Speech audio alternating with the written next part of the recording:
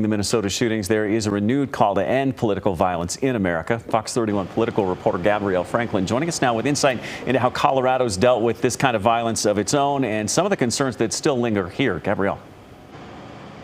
Yeah, Jeremy, unfortunately, Colorado is no stranger to political violence, and some worry that things could be getting worse. I don't think that legislators, that secretaries of state should have to be scared to serve.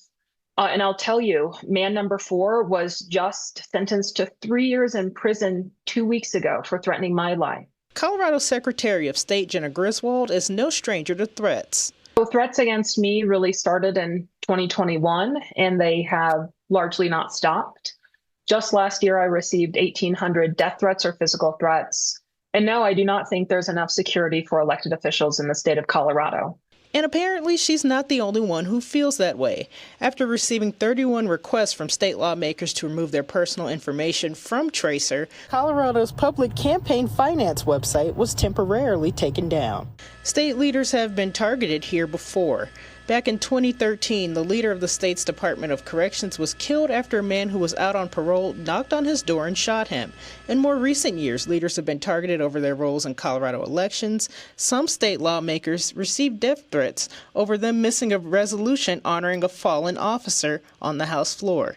State lawmakers have passed measures looking to provide security from Colorado State Patrol for elected officials if CSP's chief deems it necessary.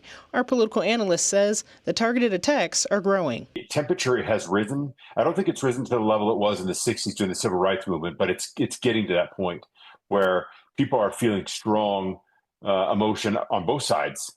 And nobody necessarily has the right to infringe on First Amendment rights, but at the same time, you have to keep public safe and you have to keep those protectees safe. And that's the job of the U.S. Secret Service. It's the job of Colorado State Patrol and others to do so. And the secretary says that the Tracer website will be back up soon once the personal addresses of those who made those requests are removed from the site.